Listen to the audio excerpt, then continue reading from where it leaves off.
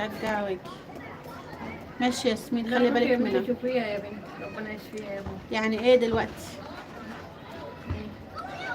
ياسمين المبدعة، النور نورك العكس. يخرب بيت الازاز. يعني ايه دلوقتي يا ابو حسن؟ مش عايزين يروح ولا عيلة ولا موادير. صوت كيفك يا اخي العزيز.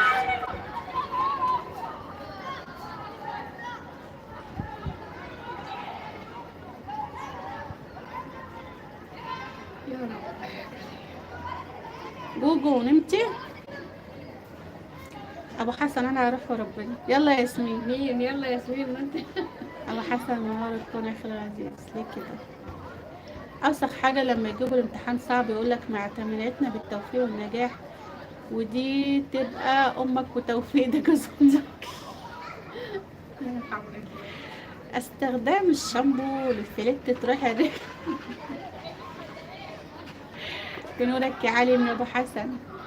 ايه احمد عطيه كيف؟ جميل. خلاص يمكن اعود مش اكيد يا صوت.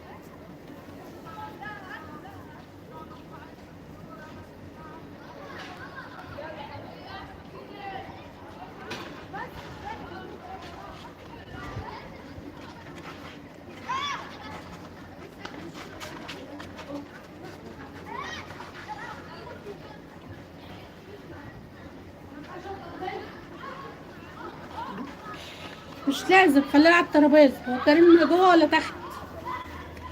انت روح الله. خلاص خليها على الترابيزه. احمد عطيه كيف الحال؟ الحمد لله يا حبيبي. اخوك مبارك. ابو حسن طالما مش عايزين تروح، ماما هند وفاروز وامون وكريم اقل حاجه غيروا الجو. ايه رايك؟ هو حلاوه المصيف في اللمه اصلا. كل واحد بيقول لك في حاجات اولى. خلاص يا كريم. انا بخير الحمد لله. شكرا على سؤالك اخي العزيز احمد.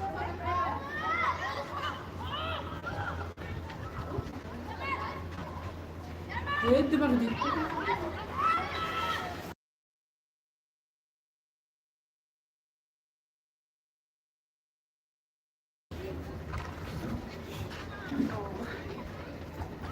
يمكن اعود.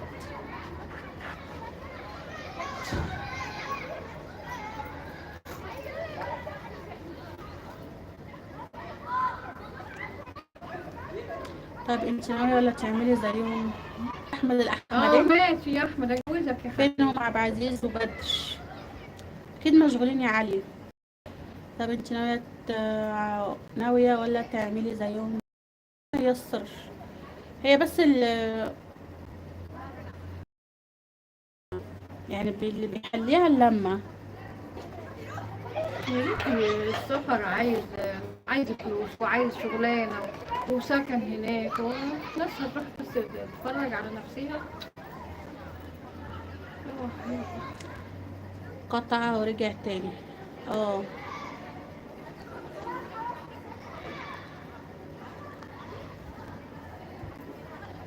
تعالى يا سعود. عادي عادي مستحمله اهو.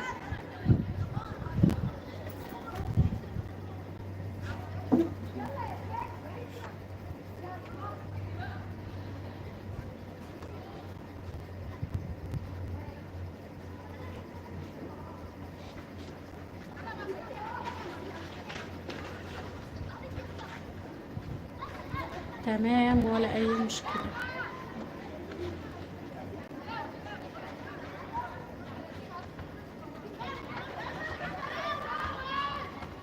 لا خلاص. شفت يا تيتا مهرك عدد 2 قلة وطاجن فخار وفرن بيضتين. ايه رايك؟ حلو. رضا رضا، انا رضا. هي موافقه باي حاجه، اهم حاجه طقم السنان يا احمد. يعني علي عبد الله محمود، كل ده اسم. الف سلام عليك يا سعود. بهزر والله. ربنا يشفيه يا رب. يا رب. علي نور اخي العزيز.